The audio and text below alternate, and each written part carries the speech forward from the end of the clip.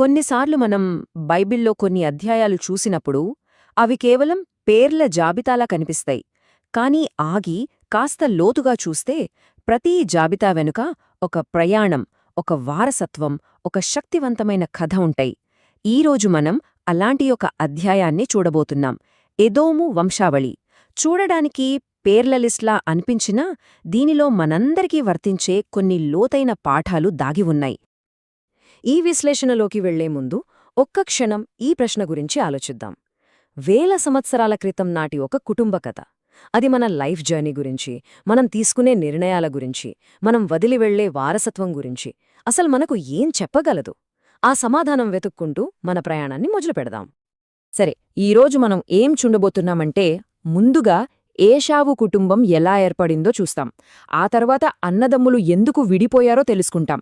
వాళ్ళు ఒక జాతికి నాయకులుగా ఎలా ఎదిగారు, వాళ్ళు వెళ్లిన ప్రదేశంలో ఎవరున్నారు, చివరికి ఇజ్రాయేలు కంటే ముందే ఒక రాజ్యాన్ని ఎలా స్థాపించారు అనే విషయాలను చూస్తూ ప్రతి దశలో ఉన్న పాఠాలను మనం కలిసి నేర్చుకుందాం. సరే, మరి కథలోకి వెళ్ళిపోదామా? ప్రతి గొప్ప కథలాగే ఇది కూడా ఒక కుటుంబంతో కొన్ని కీలకమైన నిర్ణయాలతోనే మొదలవుతుంది. ఇక్కడ ఏశావు తీసుకున్న నిర్ణయాలు అతని తర్వాత రాబోయే తరాల గమనాన్ని ఎలా మార్చాయో చూద్దాం. కథకనాను దేశంలో మొదలవుతుంది. ఏశావు 3 భార్యలతో తన కుటుంబాన్ని ప్రారంభించాడు. ఆదా ద్వారా ఎలీఫజు, బాషమతు ద్వారా రగుయేలు, ఇక అహోలీబామ ద్వారా 3 కుమారులు: యుషు, యాలాము, కోరహు. వీళ్లే ఆ తర్వాత ఎదోము అనే ఒక పెద్ద జాతికి మూలపురుషులయ్యారు. అయితే కుటుంబం పెరుగుతున్న కొద్దీ, వాళ్ల ఆస్తులు పెరుగుతున్న కొద్దీ కథలో ఒక పెద్ద ట్విస్టొచ్చింది. ఇది అన్నదమ్ములైన ఏశావు, యాకోబు మధ్య దూరాన్ని పెంచింది. ఈ ఒక్క సంఘటన వాళ్ళిద్దరి భవిష్యత్తును శాశ్వతంగా మార్చేసింది. ఇప్పుడు చూడండి, ఇక్కడ మనం గమనించాల్సిన ఒక ఇంట్రెస్టింగ్ పాయింట్ ఏంటంటే, వాళ్లు విడిపోవటానికి కారణం గొడవలు, మనస్పర్ధలు కాదు, వాళ్లకున్న అపారమైన ఆశీర్వాదం. వాళ్ల సంపద, వాళ్ల పశువులు ఎంతగా పెరిగిపోయాయంటే వాళ్ళుంటున్న భూమి ఇద్దర్నీ పోషించలేకపోయింది. ఇది చాలా లోతైన పాఠం కదూ. కొన్నిసార్లు మనకొచ్చే బ్లెస్సింగ్సే మనల్ని కష్టమైన నిర్ణయాలు తీసుకునేలా చేస్తాయన్నమాట. ఇక్కడే అసలు విషయం జరిగింది. 2 అన్నదమ్ములు 2 వేర్వేరు దారులు ఎంచుకున్నారు. యాకోబు తన తండ్రి నివసించిన వాగ్దాన భూమి అయిన కనాన్లోనే ఉండిపోయాడు. కాని ఏశావు తన కుటుంబాన్ని, తన ఆస్తినంతటినీ తీసుకొని షేయీరు పర్వత ప్రాంతానికి వెళ్ళిపోయాడు. ఈ ఒక్క నిర్ణయం 2 పెద్ద జాతుల భవిష్యత్తును నిర్దేశించింది. ఇది మనకు ఏం నేర్పిస్తుందంటే, జీవితంలో కొన్నిసార్లు విడిపోవడానికి కారణం గొడవలు కాదు, ఎదుగుదల. ఇద్దరి మంచికోసం, వాళ్ల భవిష్యత్తు కోసం కొత్త దారులు వెతకడం అవసరమవుతోంది. దీన్ని వైఫల్యంగా చూడక్కర్లేదు, ఇది విధిలో ఒక భాగం. ఏశావు కొత్త ప్రదేశానికి వెళ్లడం అనేది కేవలం అడ్రస్ మారడం లాంటిది కాదు. దానివల్ల ఒక కొత్త సమాజం, ఒక కొత్త లీడర్షిప్, చివరికి ఒక కొత్త జాతి పుట్టింది.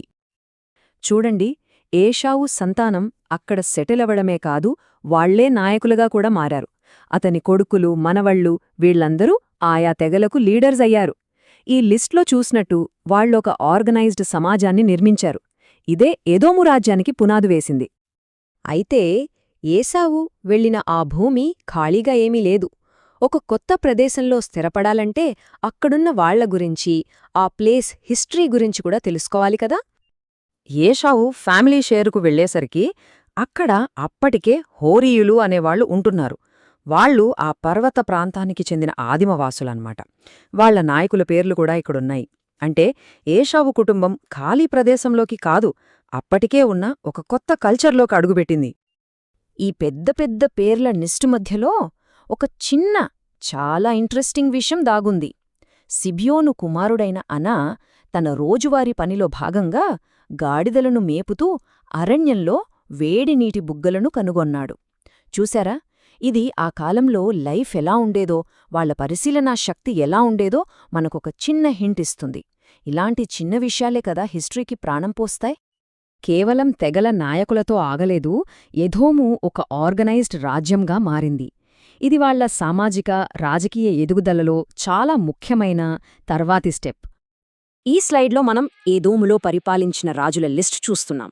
కానీ ఇక్కడ మనం గుర్తుపెట్టుకోవాల్సిన అత్యంత ముఖ్యమైన చారిత్రక విషయం ఏంటంటే, ఇశ్రాయేలీయుల మీద ఏ రాజు పరిపాలన చేయకముందే ఏదోములో ఒక రాజ్యముంది. ఇది వాళ్ళు ఎంత వ్యవస్థీకృతంగా ఉన్నారో చెప్పటానికి ఒక పెద్ద నిదర్శనం. సరే, ఇన్ని పేర్లు, ఇన్ని ప్రదేశాలు, రాజుల లిస్టులు చూశాం కదా. అసలు వీటన్నిటి నుండి మనం ఏం నేర్చుకోవచ్చు? ఇది కేవలం చరిత్ర కాదు, మన జీవితానికి అప్లై అయ్యే కొన్ని అద్భుతమైన పాఠాలు ఇందులో ఉన్నాయి. ఆ పాఠాలేంటో ఇప్పుడు చూద్దాం. ఈ కథ నుండి మనకు కొన్ని ముఖ్యమైన పాఠాలు దొరుకుతాయి. మొదటిది, మన మూలాలు మన కథకు కేవలం ఒక ఆరంభం మాత్రమే, అంతం కాదు. మన నిర్ణయాలే మన గమ్యాన్ని నిర్దేశిస్తాయి. రెండోది, దేవుని ప్రణాళిక నెరవేరడానికి మన ఎదుగుదల కోసం కొన్నిసార్లు కష్టమైన మార్పులను, వేర్పాటును కూడా మనం ధైర్యంగా అంగీకరించాలి. ధైర్యంగా ఒక కొత్త దారిని ఎంచుకుంటే అది ఒక పవర్ఫుల్ వారసత్వాన్ని సృష్టించగలదు. చివరగా, ఈ లిస్టులోని ప్రతి పేరు ఆ పెద్ద కథలో ఒక ముఖ్యమైన భాగమే. చూడండి, ఏశావు తన సొంత మార్గాన్ని ఎంచుకున్నాడు, ఒక గొప్ప జాతికి పునాది వేశాడు. అతని కథ ఒక వారసత్వంగా మిగిలిపోయింది. ఇప్పుడు ప్రశ్న మన గురించే. మన జీవితం ఎలాంటి కథను చెప్పబోతోంది? మనం ఎలాంటి వారసత్వాన్ని నిర్మిస్తున్నాం? ఒక్కసారి ఆలోచిద్దాం.